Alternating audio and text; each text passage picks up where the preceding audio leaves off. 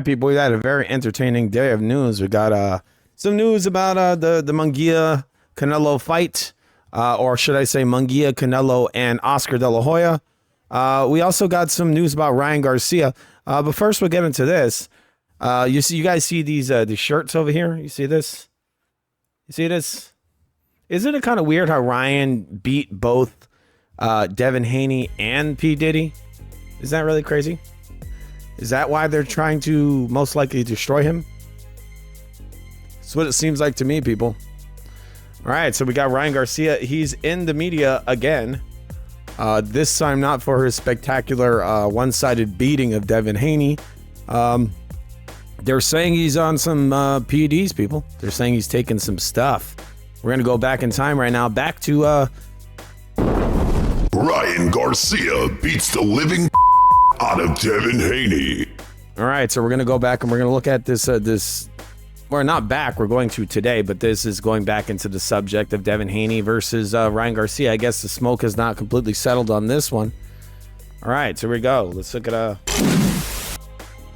right, so this is what we got over here. It says Ryan Garcia tested positive for PED before his win over Devin Haney. Ryan Garcia denies it.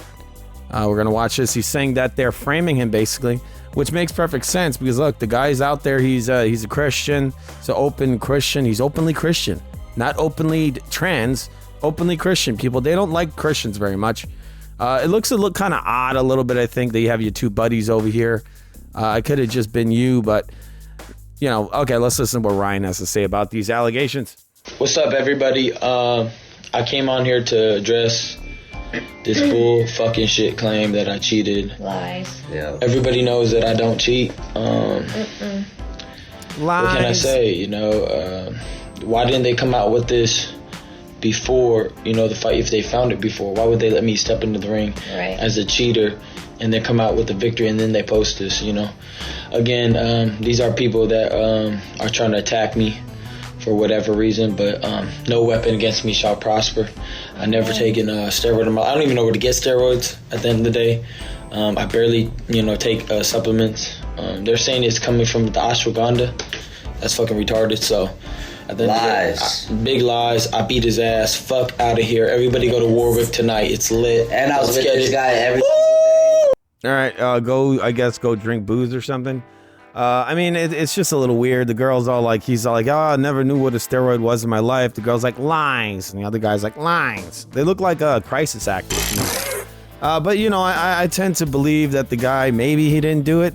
I don't know. We'll have to go a little bit more forward with the investigation, whatever they're doing. But I tend to think that he probably didn't do it because, I mean, look, everybody was against this guy in that ring. They did not want him to win. The ref was against him, the fucking commentators, everybody. And now they're throwing these drug allegations at him. I don't know, people. We'll see what happens. But I'm just going to wait till all the evidence comes in because it does look a little bit like he's, you know, it looks like maybe they're fucking trying to set him up. Take that win away from him. Try to give Devin Haney back that. I'm seeing that they're trying to overturn the fucking win.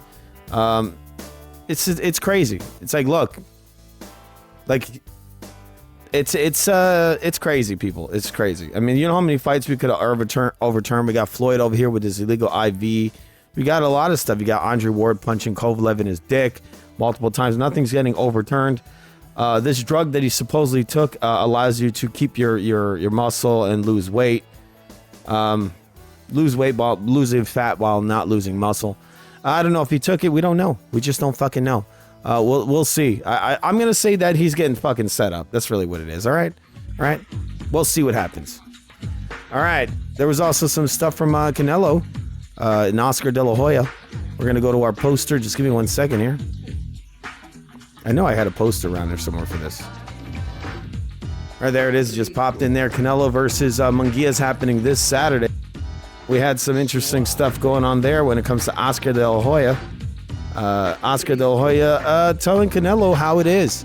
But before we watch that, we're going to watch a little bit of this. This is Oscar De La Hoya making his prediction, saying things I've been saying forever. Oscar, what's the blueprint to beat Canelo Saturday for haney?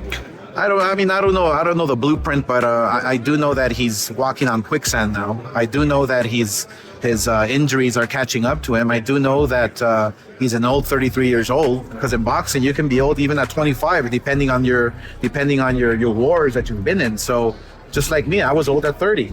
So it depends on your lifestyle. Depends on So I think Jaime Munguia's youth. I think the stars are aligned for Jaime Munguia to take advantage of this situation, Saturday. In another interview, Oscar De La Hoya was talking about how Canelo just wings out big left, right hooks. I've been saying this forever. I've also been saying that he's an old 33. I was actually saying he was an old 30. The guy is old, people. He was never the same after those 2 Triple G fights, those first 2. The guy is a fucking mess. His legs are shot. He doesn't really throw combinations anymore. He's like a one punch at a time guy. He's not looking too good. And I'm actually picking Munguia to beat him. Yes, I'm picking Munguia to beat him. He might actually stop him on Saturday.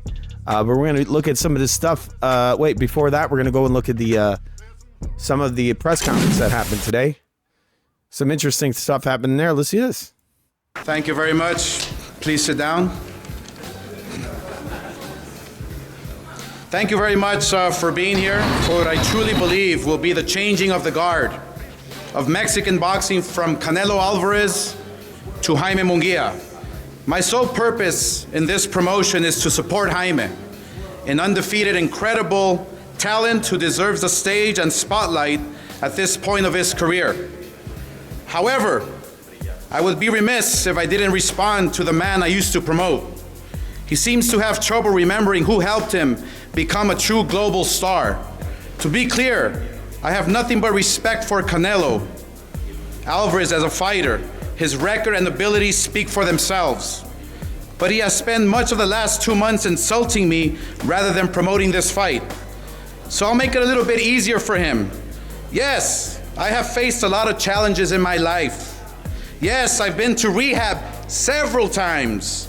Yes, there were some really low points in my life, and yes, there were times that work was not my priority based on my mental health.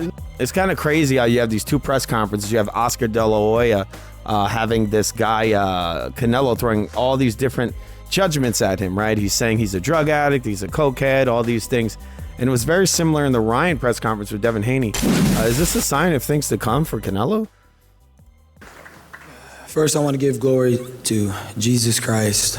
I want to lift the room up with the energy of inviting the Holy Spirit in here to lead what I should say. So that's what I'm gonna do. I want to invite the Holy Spirit to come into this room and fill this room with peace, and just to be really direct. What the fuck happens to your voice? So at the end of the day, I've been screaming for these promos, but I'm not even gonna react. At the end of the day, I want to clarify some things. Stop the coke, nigga. It's fucking up your voice. I want to clarify some things. I don't do cocaine. I would do a live drug test. What do you do? I would do a live drug test. What do you do? I drink and I smoke weed, and so has the majority of this room. So. All right, so there's Devin Haney accusing Ryan Garcia doing all kinds of fucking drugs. It's none of his fucking business, The kid's a crackhead, who knows? But Canelo is over here and he's doing the same thing that Devin Haney did. Maybe this is a sign of what's to come. Maybe Canelo's judgment is coming. Canelo is 33 years old, people. That's a very transformative number. I mean, we don't know where he's going to go from here, but anybody who knows about numerology knows that that is a transformative number. Like if you look at like a butterfly, you know how butterflies go through transformations. This is, I think, one of the reasons why certain groups of people, secret societies or whatever, or just, symbolism, the butterfly is a symbol of transformation. So it actually, if you really look at a butterfly's wing, it actually looks like a 3. Like both of them look like 3s. That's just my opinion. They look like 3s, and I just find it interesting that they use it as the number for transformation. All people have to go through this phase of life. The 33 is a powerful number, and it means transformation. So we're going to see what's going to happen with Canelo. We're seeing things like he's ducking fights. He's openly saying that no one's going to control him. He's almost basically retired. He's like semi-retired. He's saying that he'll pick and choose who he wants to fight. He feels like he's done enough for the sport, and now he's fighting this guy Munguia. another Mexican guy. From what I've heard, the rumor is that he didn't even want this fight. This fight was kind of pushed on him. He ruffled some of the wrong feathers by ducking fights. He had some fights lined up with PVC. He avoided them. People don't want to believe it, but he didn't want to fight David Benavidez. So this was like the second best thing. So he's fighting a Mexican, which he didn't want to do, and he's working with a guy that he doesn't want to work with, and that's why we have this press conference. And here's Oscar De La Hoya, now confessing, another confessional, just like Ryan. Oscar's saying, I made mistakes and all that. Canelo's acting like he's a perfect guy, but, as they say, don't throw rocks when you're living in a glass fucking house, right? And we're going to see that right now. Which I had neglected for so long. But that doesn't change the fact that Golden Boy built Canelo Alvarez, period. The company you fought under for decades has always had one name, and it's mine. So put some fucking respect on it. As for Jaime, he has always dared to be great. Canelo is scared. Canelo is just trying to save face. The guy's all about image. Oscar's an older man, but believe it or not, I think Oscar would knock Canelo the fuck out. Right here, Oscar's probably over 200 and something pounds. He was a great fighter, and Canelo's trying to act tough here. Just as he's this Saturday night. And this serves as a bit of a full circle for him. Remember when Jaime was 21 years old, volunteered to step in against Triple G, and Canelo failed 2 drug tests? Though Jaime wasn't allowed to fulfill his dream, 2018, on Saturday night, he will do just that, fulfill his dream and be world champion. Tienen que escribirle lo que tiene que decir este pinche maricón, cabrón. Tú lo escribes, ¿qué lo escribes, pendejo? It's interesting that the same day that Oscar called this out, Ryan supposedly pops dirty for some kind of PED, and again, this is right after Oscar called this fucking guy out, so it's just kind of weird. Tú no escribes nada, cabrón. Tú no haces nada. Tú no haces nada. Yo lo escribí. Eres un pendejo, eso es lo que eres. Eres un baboso. Eres un pendejo, cabrón, porque estás nomás ahí. Los que hacen todo son los que están detrás de ti. Tú eres un pendejo nomás con la imagen, idiota. Sí. Cabrón. Siéntate, güey. All right, let's have everyone take a beat a little bit, and we will move on. All right, so Oscar not too fazed by that. Canelo just sat the fuck down and shut his mouth. This guy's not Caleb Plant, people. He's a pretty powerful guy nowadays. He probably could have slapped Canelo in his face, but he's not going to do that. You want to know why? Because he has a fight. He has to go sell this hoe. He's going to make some money off of him. Canelo not too happy about that. We're going to be looking at this... we're going to be looking at some of the fights. Just see like look at some videos, study them a little bit, see what we can get away with, because, a lot of these fights are copyright. This is a segment I called, What the Fuck Did I Do Wrong? Yeah, come on, move it. Let's go get that drink. Hang on. What the fuck did I do wrong? Tell me. Yeah, come on. Okay, bring him all down. All right, so we're gonna tell you what you did wrong. All right, here it is. We're gonna watch some Canelo versus Bivol. We're gonna show you some stuff that Canelo does really poorly. All right, first of all, this is round number 9. This is round number 9. Canelo is absolutely fucking gassed. You actually work to try to beat Canelo. He doesn't do very well.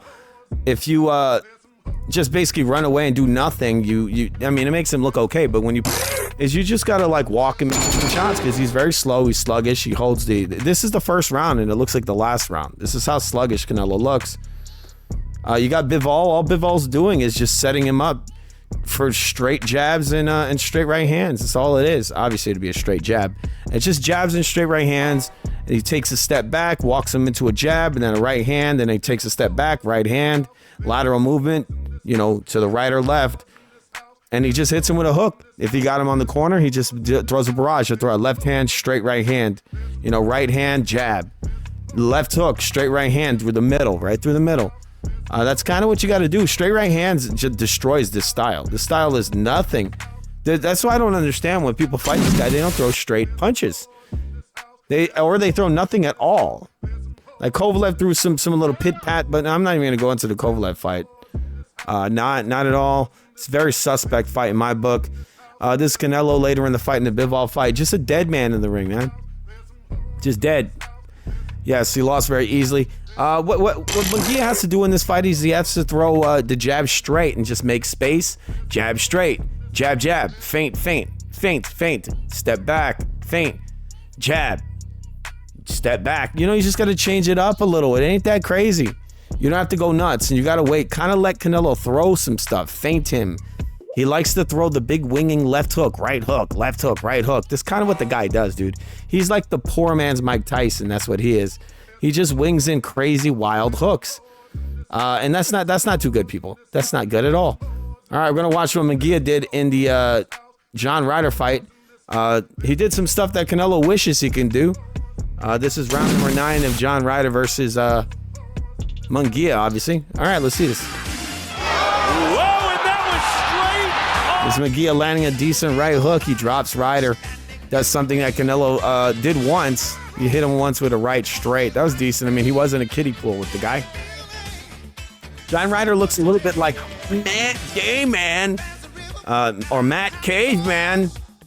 All right, so we got Munguia pressing in. John Ryder looks like a little fucking bodybuilder, man. Look at this big overhand, triple G style, right? The downward angle. Doing what Canelo couldn't do. Or doing what old Nello couldn't do.